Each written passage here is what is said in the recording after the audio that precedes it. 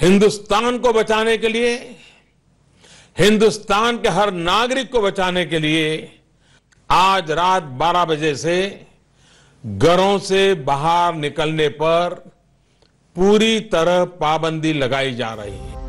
देश जुड़े তখন মারণ ভাইরাসের হানা।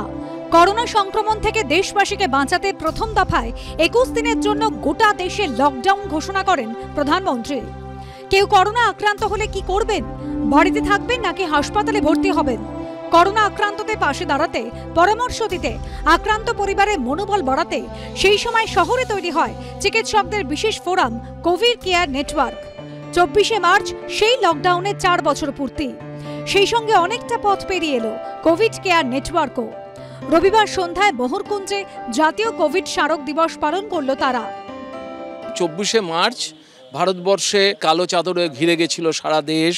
এমন একটা দিন থাকা দরকার যেদিন আমরা ফিরে ফিরে এই মানুষগুলোকে স্মরণ করব। রাজ্যে অথবা দেশে একটা স্মারক থাকবে এবং দেশের মানুষ, রাজ্যের মানুষ সেখানে দাঁড়িয়ে এসে মালা দেবেন, ফুল দেবেন, প্রদীপ জ্বালাবেন ইত্যাদি আর কি। অবশ্যই প্রয়োজনীয়তা আছে। 2 বছর ইন্ট্রোস্পেক্ট করে মনে হয়েছে অযথা কিছু কিছু ওষুধের ওপরে ওভার এমফ্যাসিস দেওয়া, বিশ্বাস করা এভিডেন্স ছাড়া, সেটা কিন্তু প্রথম দিকে আমাদের ঠিক হয়নি। আসল ওষুধ শুধু অক্সিজেন, আর ঠিকঠাকভাবে স্টেরয়েড ইউজ করা, সেইটা যেখানে ম্যাক্সিমাম হবে, খুব স্ট্রাকচার্ড ওয়েতে হবে, সেখানেই ম্যাক্সিমাম মানুষ বাঁচবে। অনুষ্ঠানে উপস্থিত ছিলেন বহু বিশিষ্ট ব্যক্তি ও চিকিৎসক, ছিলেন কোভিডে স্বজন হারানো পরিবারের সদস্যরা। সন্দীপ সরকারের রিপোর্ট, এবিপি আনন্দ, কলকাতা।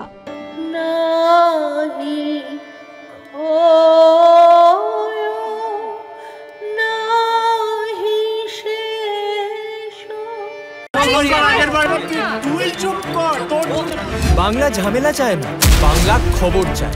বাংলা খবর, বাংলার খবর।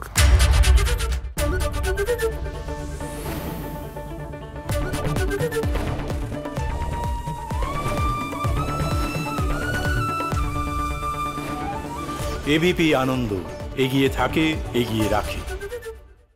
সত্য অন্তহীন, সত্যের খোঁজও তাই, সত্য সন্ধানে তাই আমরা অক্লান্ত, অকুতভয়। এবিপি আনন্দ নতুন ভাবনার প্রতীক, যা মনে মুক্ত, তথ্যে যুক্ত এবং যাবতীয় সীমানার বাঁধন থেকে মুক্ত।